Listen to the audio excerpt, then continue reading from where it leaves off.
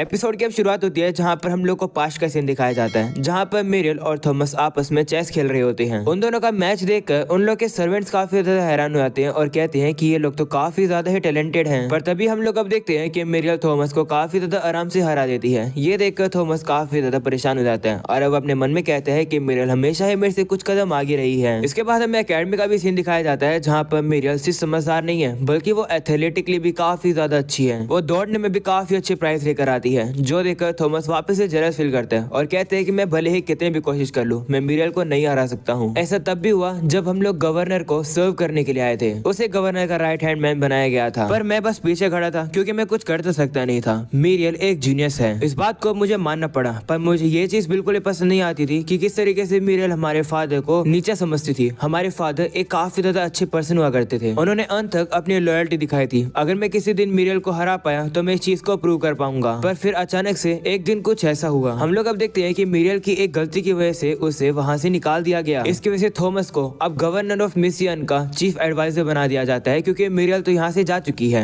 Thomas इसी समय का वेट कर रहा था। वो कहता है कि मेरे फादर के बारे में जो मेरा कहना था वो बिल्कुल सही था, पर मुझे सिर्फ ऐसा लगा था। सीना वापस से प्रेजेंट का आता है, जहाँ थॉमस अब कहते हैं कि अब तक मिरियल ने मेरे सारे प्लान्स को एंटिसिपेट कर लिया है। सही में वो एक जीनियस है। थॉमस अब हार मानने ही वाला होता है, तभी हम लोग अब देखते हैं कि वहाँ पर वासमार क्यों आ जाती हैं, जो कि थॉमस से कहते हैं कि तुम इतनी आसानी से निराश नहीं हो सकती हो। कॉरन और उसके साथ ही इस समय पर वर्जूड की तरफ जा रहे हैं। मुझे लगा कि मैं तुम्हें एक बार चेक करने के लिए आ जाऊं। ये सुनने के बाद थॉमस अब कॉरन से माफी मांगता है, जो सुनकर अब वासमार क्यों कहते हैं कि क्या इसका मतलब मिरियल ने कॉरन की साइड को ज्वाइन कर लिया है। तुम्हारे डिसअपॉइंटमेंट देखकर यही लगता है। वैसे तुम्हें निराश होने की जरूरत नहीं है, मुझे पता है कि तुम काफी लॉयल हो, जैसे तुम्हारे फादर हुआ करते थे। तुमने अपना सब कुछ लगा दिया हमारे लैंड के लिए, तो मैं तुमसे निराश क्यों होऊंगा। मैं भी बिल्कुल तुम्हारी ही तरह हूँ। मैंने ये तलवार इसलिए उठाई है क्योंकि मैं अपने लैंड को काफी प्यार करता हूँ। ये लैंड मेरे फादर छोड़ के गए हैं, इसलिए मैं इसे प्रोटेक्ट करना चाहता हूँ। हमें कॉरन को मार नहीं होगा, मैं तुम पर भरोसा कर रहा हूँ। जिस पर थॉमस भी कहते हैं ठीक है। अगले सीन में हम लोग अब अर्स के साथियों को देखते हैं, जो कि आप प्लान कर रहे होते हैं कि वो लोग कैसल वर्जूड को अब अपने कब्जे में कर लेंगे। तभी कॉरन सभी लोग को बताता है कि जब हम लोग कैसल स्टेट्स के ऊपर हमला करने वाले थे तो थॉमस खुद से आया था मुझे हराने के लिए। इससे ये पता चलता है कि वो लोग काफी ज्यादा डेस्परेट है और हम लोग इस चीज से ये एक्सपेक्ट कर सकते हैं कि वर्जूड अपनी पूरी फोर्स को पूरी 100% लगा देगी हमें रोकने के लिए। लेकिन हम लोग हारेंगे नहीं, इस चीज के लिए मैं तुम सभी लोगों पर भरोसा कर रहा हूँ। जिस पर सभी लोग भी हाँ करते हैं। वहीं अबर सोचते हैं कि हम लोग डायरेक्टली थॉमस से लड़ने वाले हैं, क्या मेरे लिए सब कर पाएगी। अगले सीन में हम लोग अब देखते हैं कि वहाँ पर वो बंदा आकर उन्हें बताता है कि वर्जूड के हेडमैन की तरफ से एक मैसेंजर आया है और वो आपसे मिलना चाहता है। तो वो सभी लोग भी मान जाते हैं और उसे मिलने के लिए जाते हैं। जिसके बाद वो बंदा जो कि मैसेंजर होता है वो कहता है कि मैं वर्जूड के हेडमैन सेंसेस के बिहाफ में आया हूँ। मैसेज ये है कि अगले बैटल के अंदर क्या आप लोग हमसे दोस्ती कर सकते हो। जो सुनकर सभी लोग शौक हो जाते हैं और कहते हैं कि लेकिन अभी क्यों। जिस पर वो बंदा कहता है कि लॉर्ड सेंसेस चाहते हैं कि कम से कम लोग मरे। जिस पर कॉरन कहता है कि मुझे तो लगता है कि उसे लग रहा होगा कि वो हार रहा है और वो सरेंडर नहीं करना चाहता है, इसलिए वो अभी दोस्ती कर रहा है। जिस पर वो बंदा कहता है नहीं, लोग तो आपकी साइड के मरेंगे क्योंकि हम लोगों ने एक काफी ज्यादा बड़े वेपन को तैयार कर लिया है। वो वेपन इतना ज्यादा ताकतवर है कि वो पूरी एक सिटी को एक ही हमले में खत्म कर सकता है। अगर हम लोग चाहें तो हम लोग एक ही सेकंड में पूरी इस जगह को खंडर बना सकते हैं। ये सुनने के बाद जो भी सोल्जर्स होते हैं वो तो डरने लगते हैं। वहीं अब कॉरन कहते हैं कि अगर तुम लोग के पास ऐसा वेपन है तो तुम लोगों ने ऑलरेडी उसे यूज क्यों नहीं किया। तो बंदा कहता है कि हम बस ये चाहते हैं कि हम लोग अपने खुद के ही लैंड्स को तबाह ना करें और अपने ही साथियों को ना मारे। पर अगर तुम लोग बैटल को जारी रखोगे तो हमारे पास और कोई भी चॉइस नहीं बचेगी और हमें उस वेपन को यूज करना पड़ेगा। इसलिए दोस्ती कर लो, इससे कोई भी नुकसान नहीं होगा। जिस पर अब कॉरन कहता है कि इस बात पर विश्वास करना थोड़ा सा मुश्किल है, इसलिए मुझे थोड़ा सा टाइम चाहिए। अलेसी में हम लोग अब देखते हैं कि मेरे सभी लोग को बताती है कि इस वेपन के बारे में जो ये लोग बोल रहे हैं ये सब कुछ एक झूठ है। इस पर अर्स भी एग्री करता है और वो कॉरन से कहते हैं कि क्या आज से पहले आपने कभी इतने बड़े वेपन के बारे में सुना है। तो वो कहते नहीं, पिछले गवर्नर से तो कुछ भी नहीं सुना और मुझे लगता है कि वो लोग इतना पावरफुल वेपन तैयार कर सकते हैं। वहीं पर अपडेट्स कहने लगता है कि उन्हें क्या लगा कि हम लोग इतनी बकवास की बात पर मान लेंगे। जिस पर कॉरन भी कहता है हाँ ये तो ऑब्वियसली एक झूठ है, मुझे उनके ऑफर को मना कर देना चाहिए। ऐसा बोलने के बाद वो एक मैसेंजर को भिजवा देता है अपना ऑफर रिजेक्ट करने के लिए। वहीं रोसेल थोड़ा सा परेशान लग रहा होता है तो अर्स कहते हैं क्या हुआ। जिस पर वो कहते हैं कि अगर सोचा जाए तो ये तो ऑब्वियसली काफी बड़ा एक झूठ है। उन्हें भी तो पता ही होगा ना कि हम लोग उनके ऑफर को एक्सेप्ट करेंगे ही नहीं, तो आखिर फिर भी वो ऐसा एक्शन क्यों ले रहे हैं। थॉमस भी उन्हीं की साइड है, लगता है कि उसके दिमाग में और कुछ चल रहा है। इस पर मिरियल कहती है कि मुझे तो नहीं पता। इसके बाद अब रोसेल कहता है कि क्या तुम मुझे अपने और उसके बारे में थोड़ा और बता सकते हो, जिससे कि मुझे अपोनेंट के बारे में थोड़ा और पता चल जाए। मुझे ये बताओ कि आखिर तुम दोनों स्ट्रेटेजिस्ट कैसे बने। इसके बाद अब पास्ट का सीन दिखाया जाता है, जहाँ पर कुछ लोग आकर मिरियल के फादर को रोक लेते हैं और कहते हैं कि तुम्हें एग्जीक्यूट यानी कि मार दिया जाएगा गवर्नर के खिलाफ षड्यंत्र रचने के लिए। जिस पर वो भी कहने लगता है कि नहीं, मैंने तो ऐसा कुछ भी नहीं करा है। उसे अब पता चलता बोलता है कि उसके खिलाफ झूठे इल्जाम लगाए गए हैं। वो बंदा उन लोगों से ये भी कहता है कि अब से ये फैमिली एक नोवेल्टी नहीं है। ये सुनकर मिरेल का फादर कहते हैं कि गवर्नर इसके बारे में क्या कहना चाहते हैं। मैंने उनसे काफी बार बात करने की कोशिश करी है, जिस पर वो बंदा कहता है कि फाइनल डिसीजन आ चुके हैं। ऐसा बोलने के बाद वो वहाँ से जा रहा होता है। तभी मिरेल का फादर उन लोगों से कहता है कि मेरी एक आखिरी रिक्वेस्ट मान लो। मेरी आखिरी रिक्वेस्ट ये है कि मेरे 2 बच्चे हैं, क्या आप उन्हें सपोर्ट करोगे? और अगर आप नहीं करोगे तो प्लीज उन दोनों को मार दो। ये सुनकर सभी लोग शौक हो जाते हैं और कहते हैं क्यों, जिस पर अब वो कहने लगते हैं कि वो दोनों ही बिल्कुल मेरी तरह ही काफी ब्रिलियंट हैं। वो इतने ब्रिलियंट हैं कि वो लोग खतरनाक भी बन सकते हैं। वो तो अब कोई नोबल भी नहीं रहे हैं, इसलिए वो किसी भी प्रोविंस में जा सकते हैं और उनका गलत यूज किया जा सकता है मिशियन को खतरे में डालने के लिए। और इसी में हम लोग अब देखते हैं कि वो सभी लोग अब उन्हें लेकर चले जाते हैं। दूसरी तरफ थॉमस अब कहने लगता है कि किसी ने जरूर से फादर को फंसाया है। वो इतने ज्यादा लॉयल है कि उसने अपने बच्चों को ही मरवाने की बात कर दी है। वो गवर्नर को कभी भी धोखा नहीं देंगे, है ना मिरियल? वह मिरियल तो काफी ज्यादा शांत होती है, जो देखकर थॉमस कहता है कि तुम इतनी शांत कैसी हो, वो लोग हमें मार सकते हैं। इस पर मिरियल कहती है कि एक बार सोच कर देखो, गवर्नर ने हमारे फादर के सारे प्लीजेस को इग्नोर कर दिया, तो इसमें फिर हमें मरवाने की क्या जरूरत है? अगले सीन में हम लोग अब देखते हैं कि उन लोग के फादर को मार दिया जाता है, जिसकी वजह से वो लोग अब कॉमनर बन जाते हैं और अब उन्हें सड़कों पर ही फेंक दिया जाता है। वो उन लोग को पूरी तरह से नहीं मारते हैं, क्योंकि वो लोग सोचते हैं कि ये तो बस कॉमनर है, ये लोग क्या ही कर लेंगे। वो लोग अब अपना टाइम वेस्ट नहीं करते और उन लोग को वहीं छोड़कर चले जाते हैं। वही मिरेल भी खड़ी होकर थॉमस से कहती है कि कूल बात है ना कि इन लोगों ने हमें मारा नहीं, जिस पर थॉमस कहता है कि ऐसे जीने का तो कोई फायदा ही नहीं है। इस पर मिरेल कहती है कि फादर काफी अर्नेस्ट हुआ करते थे, मरने से अच्छा तो वो कम से कम भाग ही जाते हैं। कितने बेवकूफ थे हमारे फादर। ये सुनकर थॉमस गुस्से में आ जाता है और उसे कहता है कि ऐसी बात मत करो, हमारे फादर बेवकूफ नहीं थे। ये सुनने के बाद अब मिरेल कहती है कि अच्छा वाह कि तुम होश में तो आ गए।